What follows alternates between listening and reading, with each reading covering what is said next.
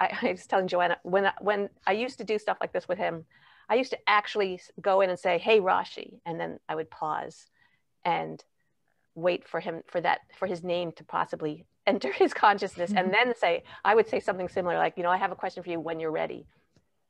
And then I would start to count, because I needed to do something for myself, because I knew it was going to be 10 or 20 seconds, which doesn't sound like a lot when I say the numbers, but it's actually a long time to wait in a conversation.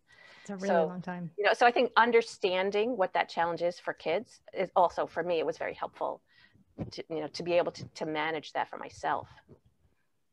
I listened to a podcast where someone was, who was I forget. It was so she was a sociologist or psychologist. She studied the way in communication that different people, the amount of one of the things they studied in recording all these conversations was the amount of pause time in between responding.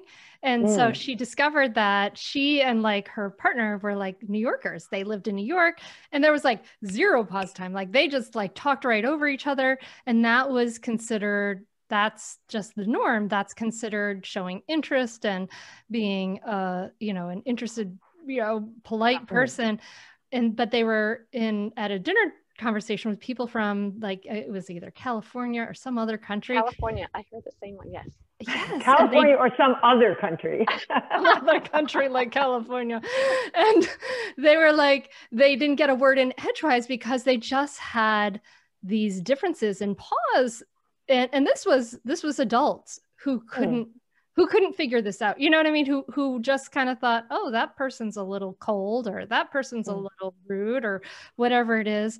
And so there are these unspoken assumptions that we have even as adults that we don't realize. And then when we come into it with kids, I love how you're saying 10 or 20 seconds, because that's an enormously long time. And for us, we don't realize that our assumption is we come from this soup of authoritarian culture. So our assumption is that we unquestioned assumption that we may not even realize is instant obedience. We kind of expect that from kids, and you're inviting us to say, pause for 10 or 20 seconds.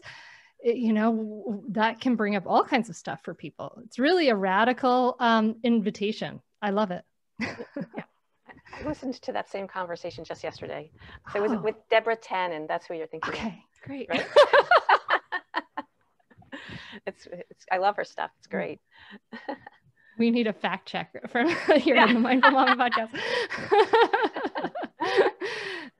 From what you're saying, it's not just the expectation of obedience. I mean, you're talking about adults as well. It's sort of understanding the rhythm of someone else's conversation and response time and thought process. And, that's interesting. It's interesting to think in the context of adults. Some people may need a longer lag time to feel invited to respond, right? Yeah. I guess it goes back to that mindset of curiosity and non-judgment, right? We talk about that mindfulness mindset of curiosity and non-judgment. So immediately, sometimes I guess we go into a situation where we need to ask our kids something, and someone might say, oh, yeah, I say my child's name and I'm waiting for 20 seconds, and a whole bunch of thoughts pop in the head, what's wrong with my child? What's wrong with me? They're disrespecting me. All of these explanations and stories kind of pop into our heads.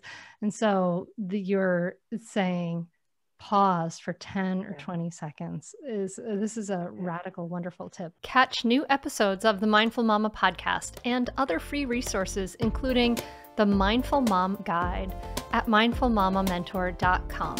You can listen to every back catalog episode, including interviews with Dr. Dan Siegel, Iyanla Vanzant, Sharon Salzberg, and get meditations, join our private Facebook group, and more. Go to mindfulmamamentor.com now. I'll see you there.